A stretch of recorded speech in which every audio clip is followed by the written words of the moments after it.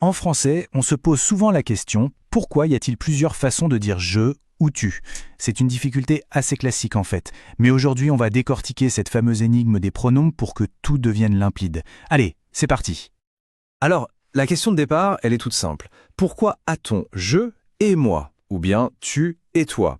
Et non, ce n'est pas juste là pour compliquer les choses, promis. C'est en fait un système super logique qui ajoute beaucoup de couleurs et de nuances à la langue.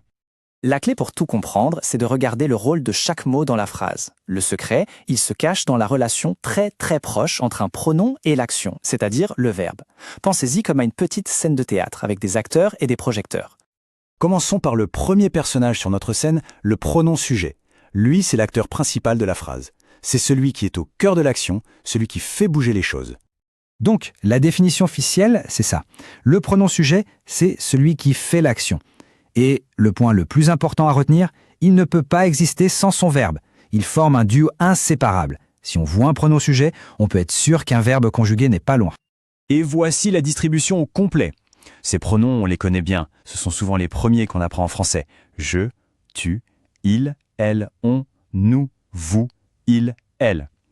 Voilà nos acteurs, chacun prêt à monter sur scène pour accomplir une action. Et regardez comme ce lien est fort.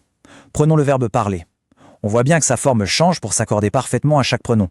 On ne dit pas juste je, on dit je parle. C'est une vraie danse entre le pronom et le verbe.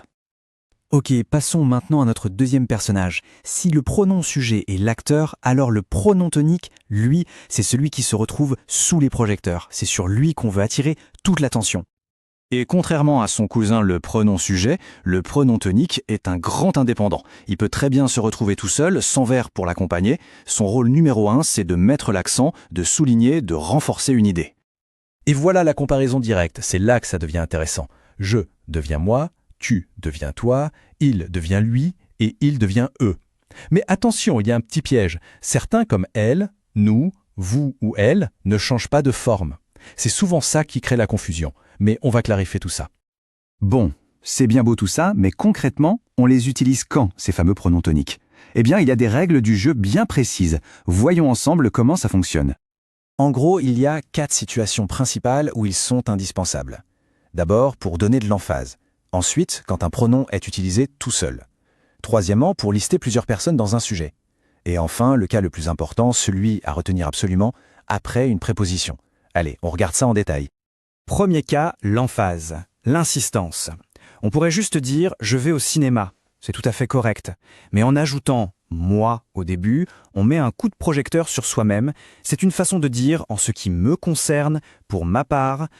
Deuxième cas, quand le pronom est tout seul, un peu orphelin de son verbe.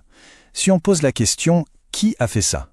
Pour une réponse courte et directe, on n'utilise pas le pronom sujet. On ne répond pas « il », mais bien « lui ». Le pronom se suffit à lui-même. Troisième cas, quand on a un sujet composé de plusieurs personnes. On ne dira jamais « il, elle et je sortons ». C'est une erreur classique.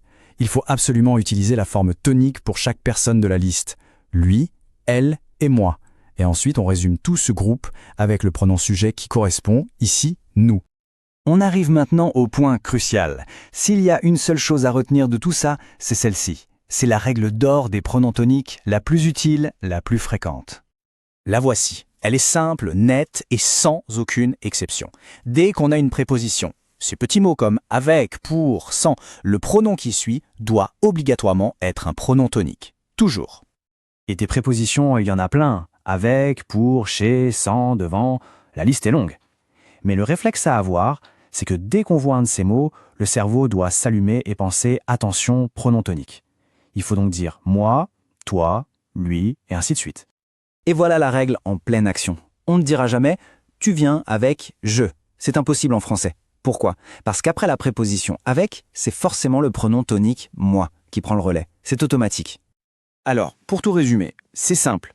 Les pronoms sujets, comme « je » ou « tu », ce sont les acteurs. Ils font l'action, ils sont collés à leur verbe. Et les pronoms toniques, comme « moi » ou « toi », ils sont là pour le coup de projecteurs, pour insister, pour répondre vite, et surtout, la règle d'or, juste après une préposition. Et voilà, l'énigme est résolue. Ce n'est pas juste une règle de grammaire compliquée. C'est un outil super puissant pour donner de la nuance et de la force à ce qu'on dit. Et ça nous amène à une question plus large. Au fond, dans n'importe quelle langue, à quel point est-ce qu'un tout petit changement de mot ou d'accentuation peut transformer radicalement un message? Ça fait réfléchir, n'est-ce pas?